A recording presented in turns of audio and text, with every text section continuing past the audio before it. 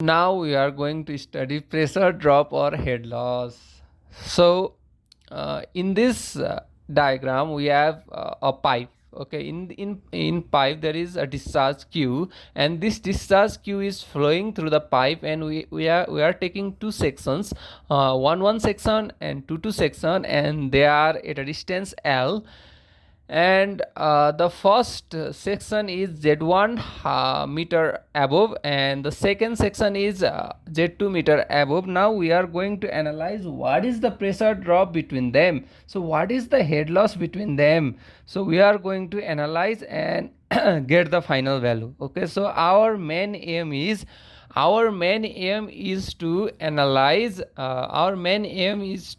analyze the pressure drop between section 1 and section 2. So how are we going to do it? So we are considering an inclined pipe of an uniform diameter. So what we are considering this is an inclined pipe. So this is an inclined pipe and its diameter is d, so it has a diameter d. Let q be the discharge, so discharge is q, and b1 and rho1 be the velocity. So b1 and rho1, so the b1 and rho1 is velocity and density at section 1, and b2 and rho2 are velocity and density at section 2, and applying Bernoulli for two section 1 and 2. So what we are going to do, we are going to apply Bernoulli equation at section 1 and 2, and if we apply Bernoulli equation, then what we get is this is Bernoulli equation for section 1 and this is Bernoulli equation for section 2. And what is HF? So HF is head loss due to friction. So when water is flowing through this pipe, so when water is flowing through this pipe, there is head loss, so we have to take head loss into account as well. So this is total head loss due to friction. So head loss due to friction is HF. So in this length L there is HF head loss, so we get HF is Z1 minus Z2 plus P1 minus P2 by gamma. So this is HF.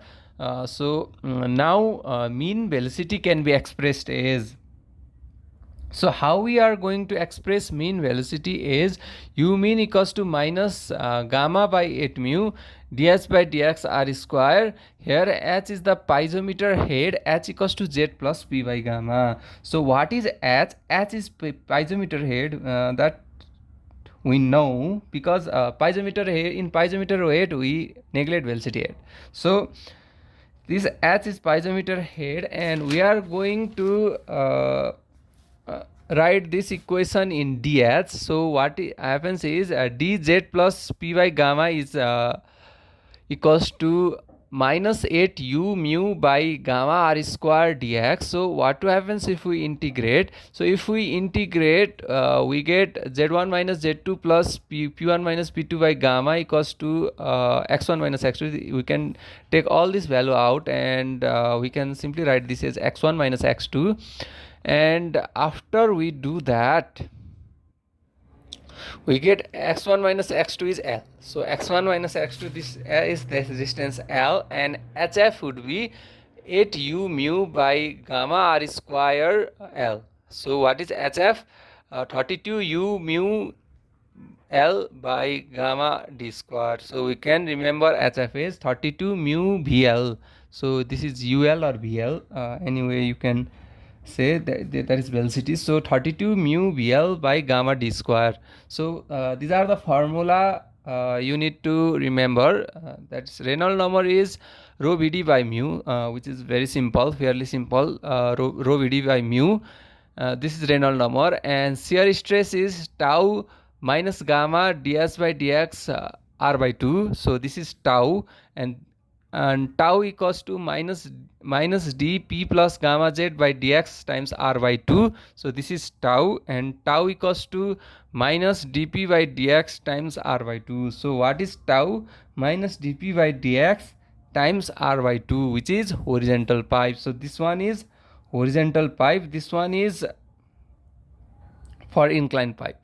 So we need to remember this formula, which is pretty useful. Minus d p plus gamma z by dx times r by 2, and this is minus dp by dx times r by 2, which is for horizontal pipe. And we know velocity formula, b equals to minus gamma by 4 mu ds by dx r square minus r square, and for Bmax it is minus gamma by 4 mu ds by dx times r square, and for B equals to minus 1 by 4 mu dp plus gamma z by dx times r square minus r square, which is obviously velocity of formula. And if we consider it as an horizontal pipe, if we consider horizontal pipe, we have to take gamma as for horizontal pipe obviously gamma should be equals to 0, so we get minus 1 by 4 mu p plus no not gamma, it's z equals to 0, so we get minus 1 by 4 mu dp by dx r is r square by 2, which is velocity for horizontal pipe. And Bmax equals to minus 1 by 4 mu dp plus gamma z by dx times r square. Average velocity B equals to minus 1 by 8 mu dp plus gamma z by dx times r square. B equals to minus gamma by 8 mu ds by dx r square. The point where local velocity is equal to the mean velocity. So what we are seeing is where local velocity is mean velocity. We know mean velocity is Bmax 1 minus r square by r square. This is the formula we know.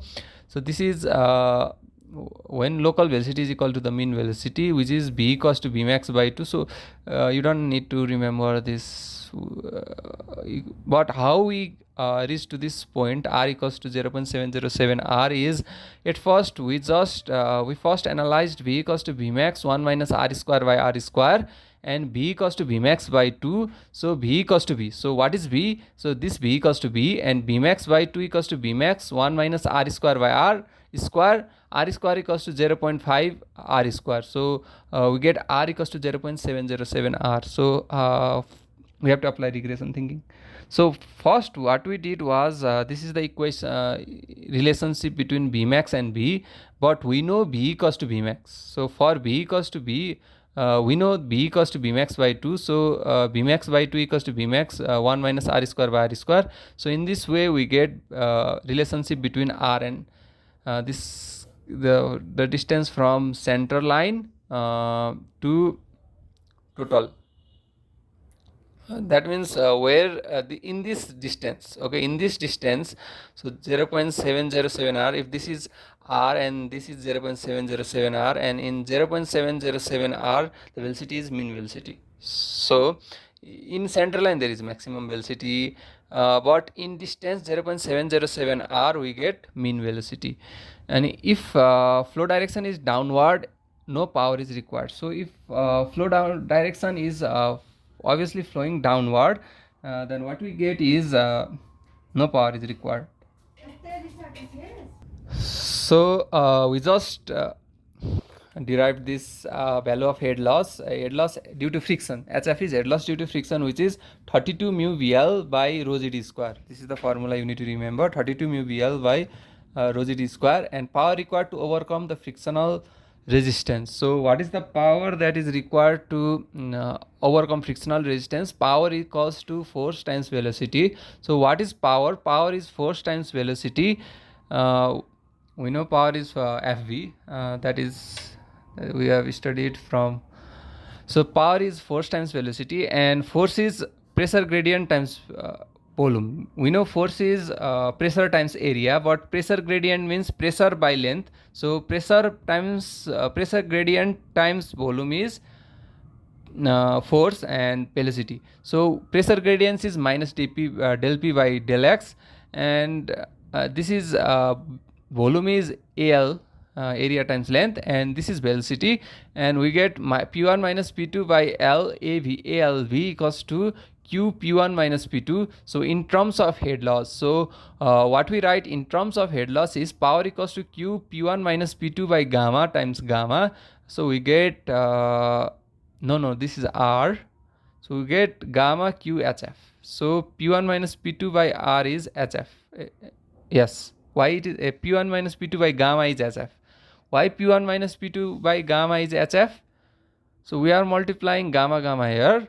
So we know p by gamma is hf, and head loss p by gamma is hf. So p1 minus p2 is p. So and that's why pr equals to gamma q hf. So this is in a horizontal pipe. You need to remember this is in horizontal pipe. In horizontal pipe, hf equals to p by gamma del p by gamma, because there is no difference in head, difference in height. So PR equals to gamma QHF. And let's also study about differences between pipe flow in open channel flow. This we have studied in open channel also, but we are going in brief. So here in pipe flow, this is total energy line is given by ZP by gamma plus V square by 2G, and total energy line is given by this Z plus Y V square by 2G. Open channel flow has free surface, so it has free surface, it is in contact with atmosphere, but liquid runs full, so liquid runs full in a pipe, so it has no free surface, and flow takes place under pressure. So what happens is flow takes place under pressure, and flow takes place due to component of gravity force. So what happens is here flow takes place due to component of gravity force, and surface tension is dominant if diameter is small. So if diameter is small, then surface tension is dominant. So and surface tension force is negligible only considered at a very low depth. So surface tension force is negligible and it is only considered at very low depth. Analysis of flow becomes simpler than open channel flow due to uniform cross sectional. So in open channel there is not uniform cross sectional, but in a pipe flow the pipe flow diameter is same, so we can take it as a uniform cross section. It is more complicated. This open channel flow is more complicated and pipe flow is little bit simple.